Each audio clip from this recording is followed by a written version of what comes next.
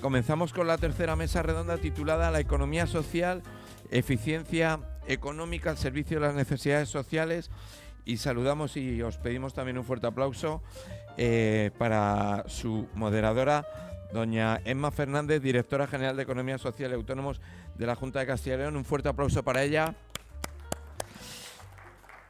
Y llamamos también al resto de los ponentes, a don Jerónimo Lozano, gerente de la Unión de Cooperativas Agrarias de Castilla y León, Urcacil. Ahí es nada. Fuerte aplauso para él. Muy bien, y a don Alberto Martín, administrador de Granito de Tela. Sí, hemos tenido, ahora nos lo dirá la... Fuerte aplauso. Muy bien. Bueno, hemos tenido una pequeña baja, ¿no? Don Rubén Molina, bueno, no sé, pues tenía dificultades y no ha podido venir, ¿no? Así que adelante, por favor. Muchas gracias, Emilio. Pues sí, trasladar la disculpa de Rubén, que la verdad que no pudo encontrar sustitución en el último momento. Pero bueno, aquí estoy muy bien acompañada, flanqueada por dos compañeros que representan a importantes entidades de la economía social, a quienes quiero agradecer su presencia aquí. No sin antes hacer una pequeña introducción de la economía social. Yo siempre que hablo de este tema, en este tipo de jornadas que están dirigidas a universitarios, yo recuerdo que hace 2 décadas pues yo estaba sentada de ese lado. Hace 2 décadas yo era estudiante de la Universidad de Valladolid, de la Facultad de Ciencias Económicas y Empresariales, y me gustaba venir a charlas como estas.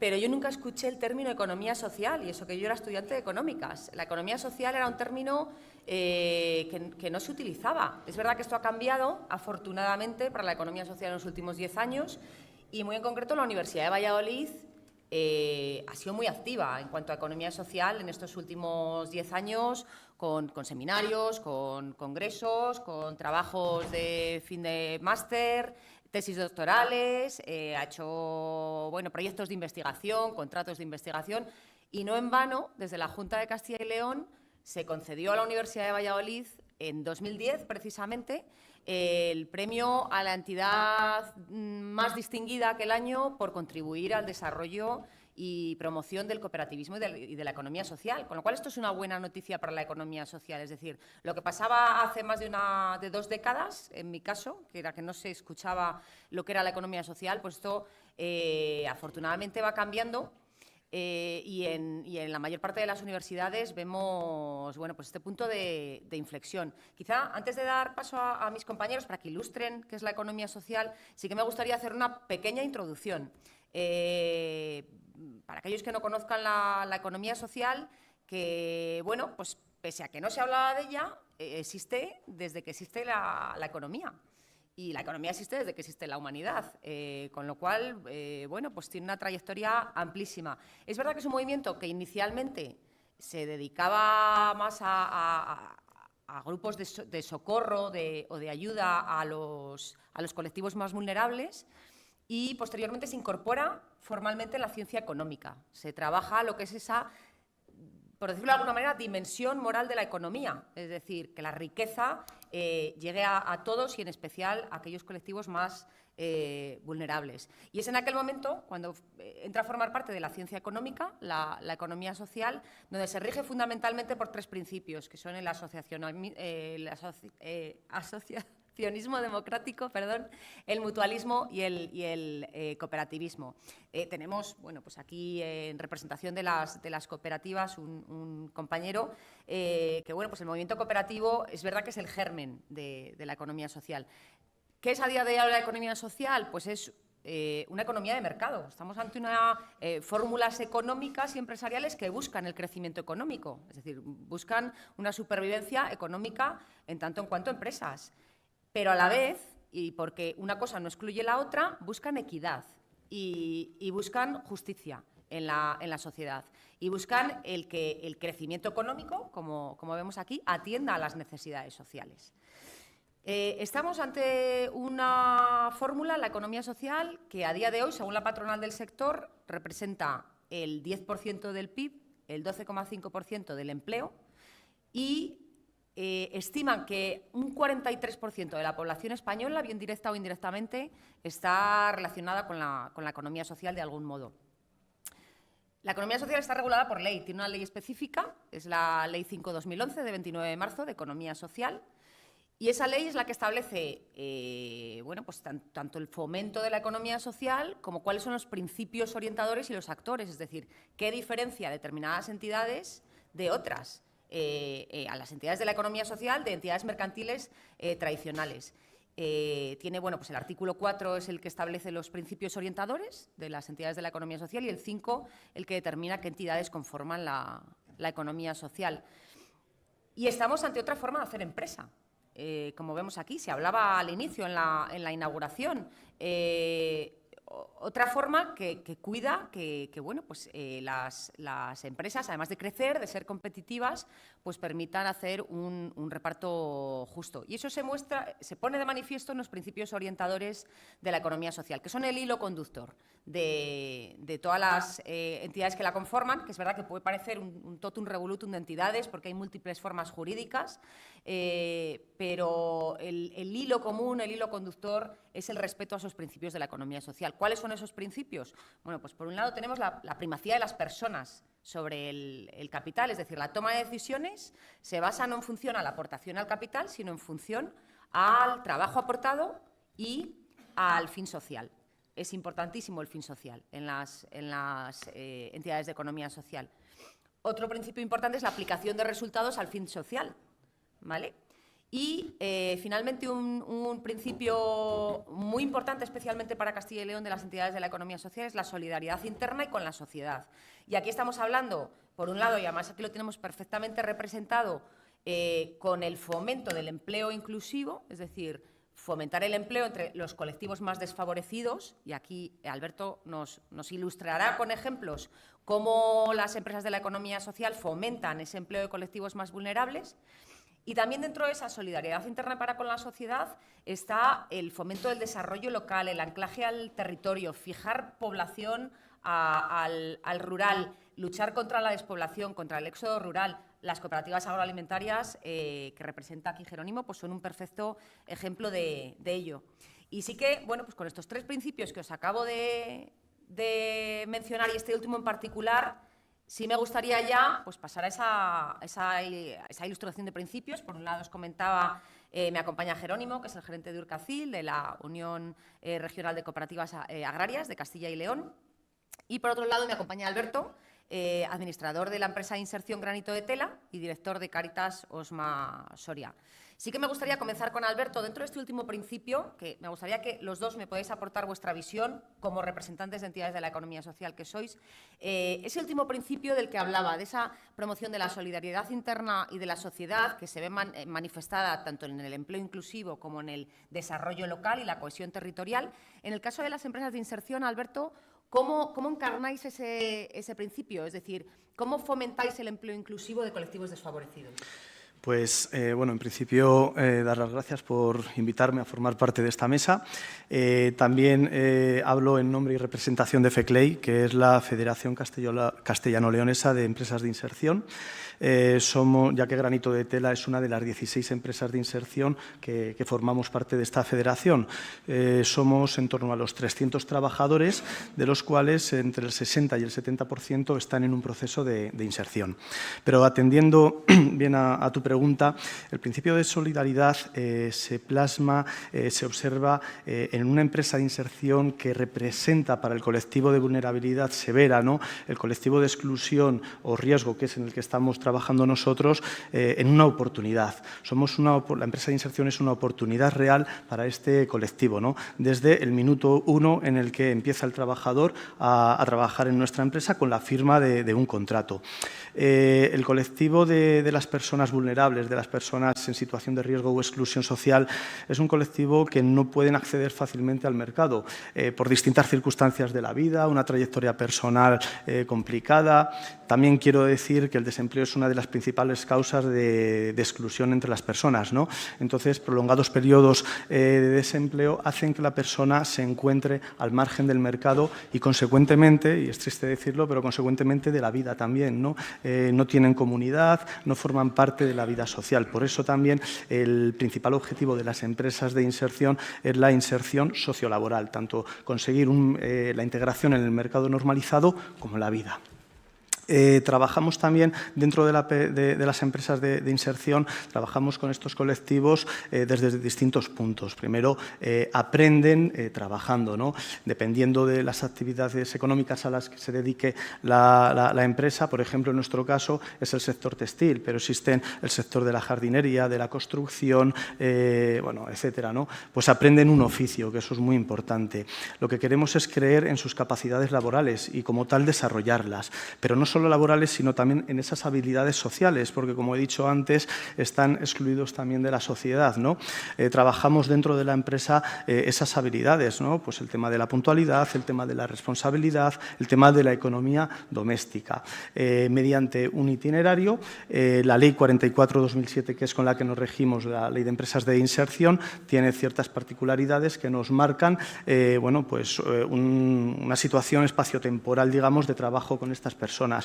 Y el objetivo, aparte de esa integración, es hacer de esa persona una empleabilidad al 100%. ¿Por qué digo esto? Porque, bueno, trabajamos, abarcamos todas las necesidades globales de las personas sin etiquetarlas, ¿no? Obviamente nosotros sabemos cuál ha sido la circunstancia que ha hecho que derive, ¿no? O sea, que esta persona llegue a una empresa de inserción, pero para nosotros lo más importante es trabajar con ella, es uno más, un trabajador de estructura, trabajador de inserción, lo mismo es la equidad, como hablabas tú, y tenemos que alcanzar ese objetivo.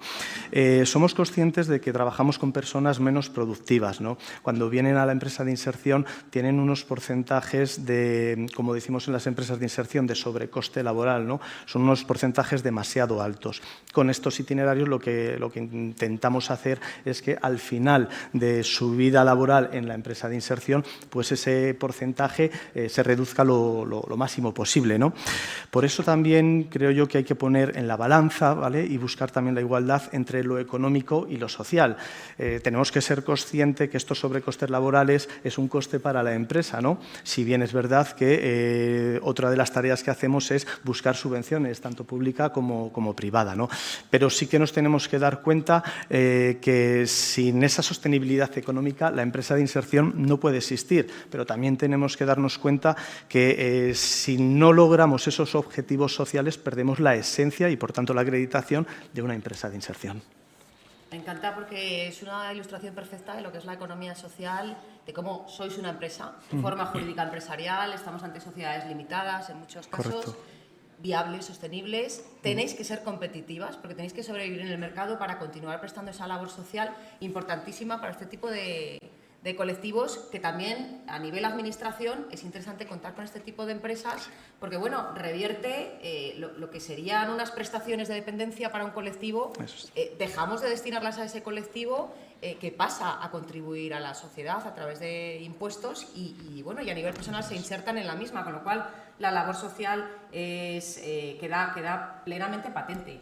Me gustaría ir dentro de esa cohesión social y de esa solidaridad con la sociedad, de las empresas de la economía social, está en el otro lado de la balanza, siendo también economía social, las cooperativas, lo que llaman las empresas de participación. En el caso de las agroalimentarias, me gusta mucho que esté Jerónimo aquí, que además lleva muchísimos años en el gremio. La economía social busca el desarrollo local, la cohesión territorial y evitar el abandono de los pequeños núcleos de población. En el caso de cooperativas agrarias están muy vinculadas al sector primario, agricultura y ganadería, y la materia prima es el campo, ¿no? Estamos hablando de un anclaje a un territorio que Castilla y León, bueno, pues como comentábamos, es una región muy extensa y la economía social es una herramienta de anclaje de la población al territorio. De hecho, la propia patronal del sector, CEPES, hablaba que la economía social tiene una labor importantísima en ciudades intermedias y en zona rural, porque es allí donde tiene la mayor parte de sus empresas y donde genera la mayor parte del empleo. Y un ejemplo claro, Jerónimo, sois las cooperativas. En el caso de las agrarias, como decías, el hábitat natural, el campo, los pequeños núcleos de población. ahí hay una labor muy importante de luchar contra el éxodo rural, contra la despoblación, generando actividad económica, alimentando a la población a través de la actividad que desarrolláis, con lo cual es una noble labor, ese anclaje al territorio necesaria, en vuestro caso, para vuestra actividad productiva, pero también puede tener, en la otra cara de la moneda, puesto que hablamos también de empleo, difícil cobertura de perfiles. Que entiendo pues, que en la situación actual, si estamos hablando de que se nos van los jóvenes, que hay un éxodo rural importante, hay un envejecimiento importante de la población, especialmente en esos pequeños núcleos de población, sí me gustaría saber cómo estáis afrontando vosotros esta situación y qué podemos ofrecer a los jóvenes de Castilla y León para revertir esa tendencia. Bueno, pues en primer lugar, muchas gracias por la invitación a esta mesa y felicitar a CILJA por su realización. Lo cierto es que me da un poco pudor hablar aquí en Soria de cooperativas, porque lo primero, estoy muy satisfecho de estar en Soria, pues es una provincia que quiero especialmente, y especialmente debido a una cooperativa que es la cooperativa Copiso. Y además tenemos el privilegio de que está aquí entre las personas que nos acompañan su presidente Francisco Javier Blanco Miguel. Digo que a veces somos tremendamente desconocidos. No sé si sabéis que la mayor empresa de todas las existentes en Soria es la cooperativa agroalimentaria Copiso, que la mayor empresa que hay en otra provincia de Castilla y León es en Zamora, otra cooperativa de Castilla y León, que la cooperativa Copiso junto a otras 3 de Castilla y León están entre las 10 mayores empresas cooperativas de toda España. Entonces, esto es importante tenerlo en cuenta y tener en consideración. Agrupamos a un cooperativismo agroalimentario, somos empresas que facturamos en Castilla y León en torno a 3.500 millones de euros, que tenemos cerca de 40.000 socios y que inscritas hay unas 500 y pico cooperativas agroalimentarias, de las cuales el 80% son de carácter familiar, pero luego hay otras que generan mucho empleo, que generan muchos recursos económicos y mucha actividad económica. Son empresas que, para empezar, nunca se deslocalizan. Nuestras cooperativas van a estar en ese medio rural mientras siga habiendo agricultores y ganaderos. Y es cierto, entrando en lo que me preguntaba la directora, que tenemos problemas para encontrar mano de obra. Sí que decir que nuestras cooperativas generan en torno a unos 4.000 y pico puestos de trabajo en toda la comunidad autónoma, que además he estado antes en una mesa redonda escuchando en la que se hablaba del tema de la mujer. Y sí que quiero decir que nosotros, así como de los socios de las cooperativas agroalimentarias, tenemos en torno a un 20% de socios que son mujeres, porque es verdad que es una actividad, la agropecuaria, más masculinizada, pero sí que quiero decir que de los trabajadores de las cooperativas, quitando aquellos que están en labores directas de almacenes, que se requiere fuerza, tenemos casi una paridad entre mujeres y hombres. Tenemos muchos trabajadores que son ingenieros, que son veterinarios, que son administrativos, economistas, y tenemos muchas cooperativas en que hay más parte de mujeres que de hombres, ¿no? Es verdad que necesitamos mano de obra, por una parte en los pueblos, en las explotaciones agrícolas y ganaderas, porque la gente no se queda en el campo y hay dificultades, y hay un problema, que el otro día me comentaba un ganadero de ovino de la zona de Benavente. Hay un problema porque en tanto en cuanto haya gente que por no trabajar se le da 600 euros, pues hay gente que no va a trabajar por 1.200, y que esos 600 euros había que dársele al que trabajaba y entonces llegaba a 1.800 y se incentivaba el trabajo y no la vagancia, ¿no? Pero bueno, tenemos ahí necesidades laborales y hay gente que puede trabajar tanto en las explotaciones agrarias como en las propias cooperativas. Y luego también por la satisfacción de estar en el campo. Hace poco hacíamos aquí en Soria unas jornadas con jóvenes cooperativistas, 35 jóvenes cooperativistas, 3 días en el parador aquí de Soria, de una media de 27 años de edad. Y tengo anotado lo que dijeron ellos por quedarse en el campo, que es que a veces parece que quedarse en los pueblos es una cosa tremenda. Y decían, me quedo en el campo porque tengo pasión por la agricultura, sigo una tradición familiar, hago lo que me gusta, organizo y gestiono mi horario y mi tiempo libre, convivo con la naturaleza, soy mi propio jefe, libertad para hacer lo que me guste, tener cada día una aventura, poder estar en un pueblo, pasar más tiempo con la familia, ser innovadores, cambiar los cultivos, no tener estrés, etcétera, etcétera. Es decir, que ofrecemos mucho, que no solamente es estar trabajando en el medio rural o en una cooperativa, sino que hay mucho más de fondo, ¿no? Y que es importante. Y luego sí que es verdad que tenemos un hándicap que es la dimensión de nuestras explotaciones, y tenemos que luchar y trabajar, lo que voy a decir es grave, pero por abolir la esclavitud en el sector ganadero. Y para abolir la esclavitud en el sector ganadero necesitamos granjas dimensionadas. Luego viene la gente a hablar de macrogranjas, que no son lógicamente la que se hablaba aquí en Naviercas, porque eso es una barbaridad, pero tenemos que tener granjas de 2.000, 3.000 cerdas, de 1.800, 2.000 ovejas o de 300, 400 vacas. Porque si tenemos explotaciones con 50 cerdas madres, con 20 vacas o con 200 ovejas, tendremos esclavos en el sector ganadero y necesitamos dimensión, para que puedan librar un fin de semana al mes y 15 días en el verano, pues si no es difícil. Pero hay posibilidades y hay trabajo y estamos dispuestos a ofrecérselo a todos aquellos que quieran. Estamos muy abiertos las cooperativas a ofrecer trabajo a la gente. Gracias, Jerónimo. Pues estamos hablando de empleo en el medio rural, antes hablábamos de emprender en el medio rural, y puesto que estamos en un evento de innovación, sí que me gustaría entrar en el tema de la innovación. Para que un joven se vaya a una zona rural porque hay mayor calidad de vida que la hay, claro, tiene que venir acompañado de servicios, de prestación de servicios. El poder prestar esos servicios, hay una ventana de oportunidad muy grande en la innovación. Es decir, la innovación nos permite ir con lo digital mucho más lejos y en muchas más dimensiones que nos permite lo analógico. Y dentro de la economía social, la innovación puede generar importantes sinergias. Tenemos la innovación social, por ejemplo, que en los servicios sociales hemos visto que permite no solo responder a necesidades de determinados colectivos, sino que permite incrementar sus capacidades. Y aquí sí que me gustaría, puesto que desde las empresas de inserción y en especial Granito de Tela trabajáis con colectivos vulnerables, sí que me gustaría conocer vuestra visión, Alberto, sobre cómo los procesos de innovación social que hayáis podido realizar, empresas de inserción en general, la vuestra en particular, ayuda en este sentido. Es decir, cómo la innovación social permite a trabajadores en situación o riesgo de exclusión social pues os permite responder a sus necesidades y mejorar esas capacidades que dices que a través de los itinerarios que desarrolláis se permite llevar a cabo. Por supuesto, la innovación social para nosotros es el conjunto de estrategias planificadas que sirven para afrontar los problemas estructurales que hay en la sociedad, la pobreza y, en nuestro caso, la exclusión social, ¿no?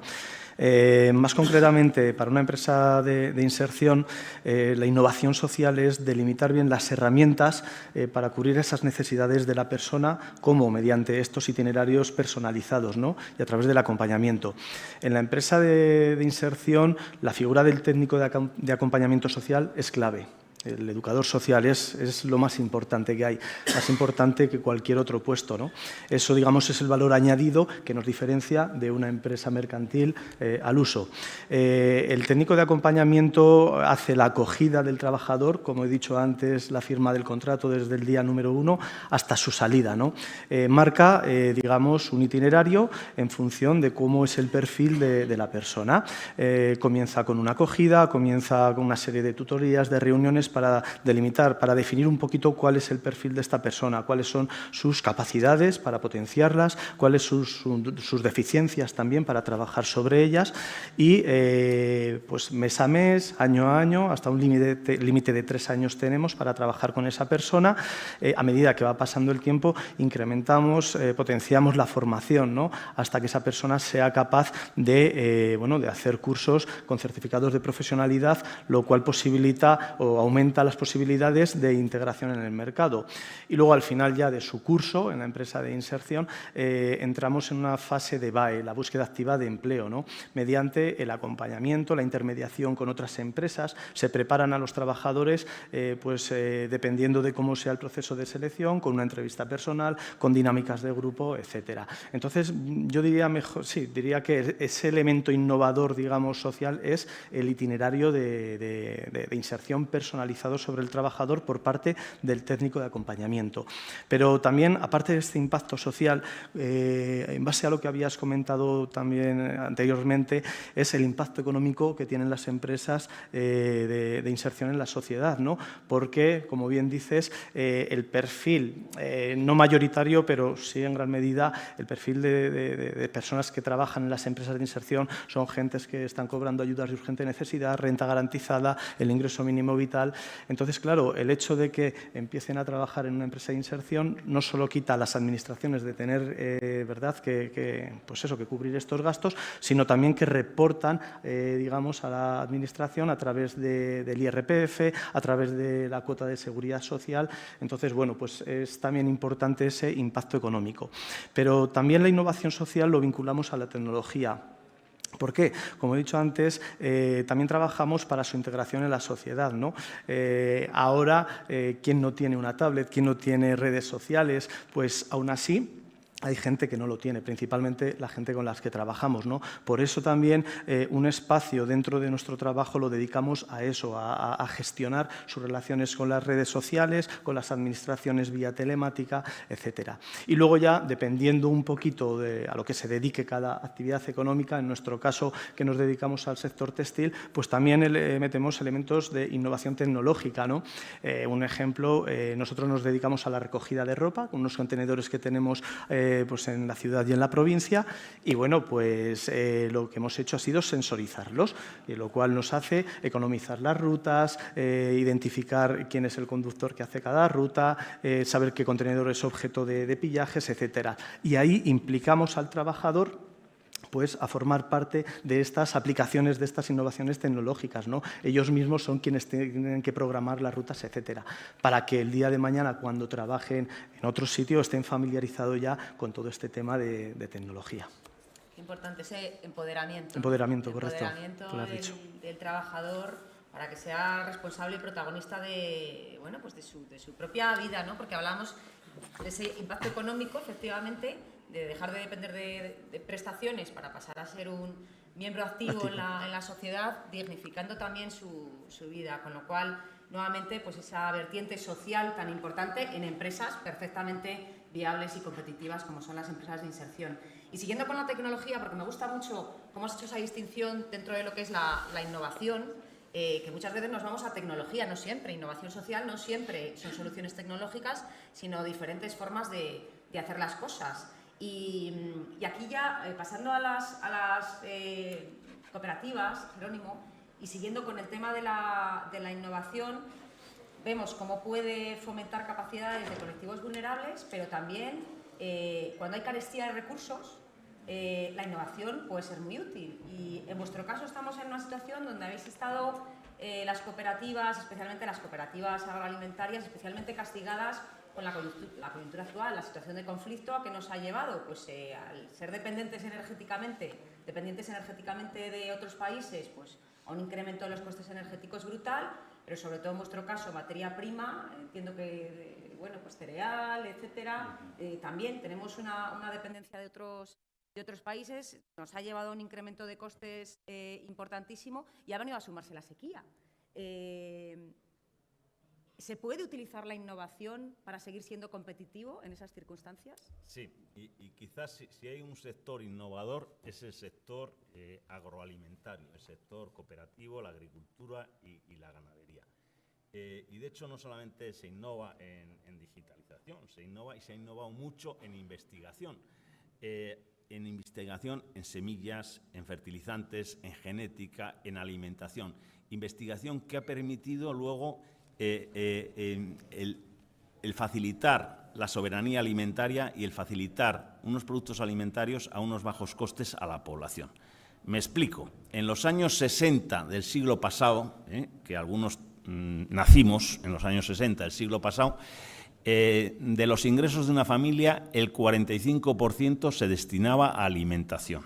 Ahora mismo, esos ingresos, de los ingresos de una familia, se destina a alimentación el 15%, que con la crisis que hemos tenido estos 2 años puede haber subido hasta el 17%. Enciendes los telediarios y todo es la subida de la cesta a la compra, la subida de la cesta a la compra. Pero esa es una realidad palpable. ¿Y por qué se ha logrado que la población pueda disfrutar más de su sueldo en temas de ocio, de descanso, de dar mayor formación a sus hijos y demás, a costa de destinar menos recursos para la alimentación? Pues ha sido fundamental a través de la innovación. Por ejemplo, hace unos años se sacaba por hectárea de remolacha 50 toneladas. Ahora se supera 120 y hay explotaciones que llegan a 150. La producción en el cereal por hectárea pues prácticamente se ha duplicado.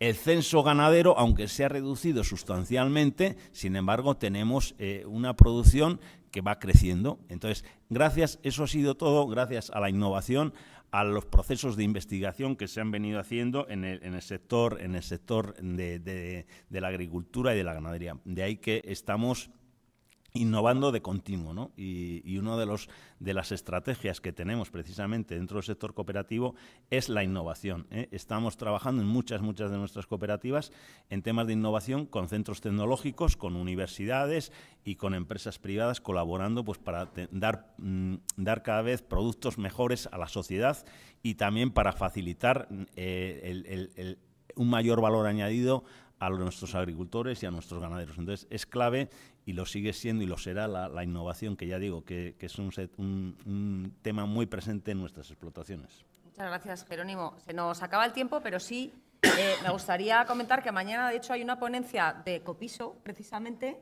en relación a estos temas, en relación a la innovación y cómo, bueno, pues están utilizando algo que está ahora mismo muy de moda y es muy necesario, la producción de nuevas formas de energía a través de desechos del sector primario, agricultura y ganadería. Y bueno, pues para nuevas formas de producción de energía y evitar esa dependencia energética, pues las cooperativas están trabajando en ese sentido. Copiso tiene experiencias muy interesantes que se van a exponer mañana. Os invito a acudir a la mesa.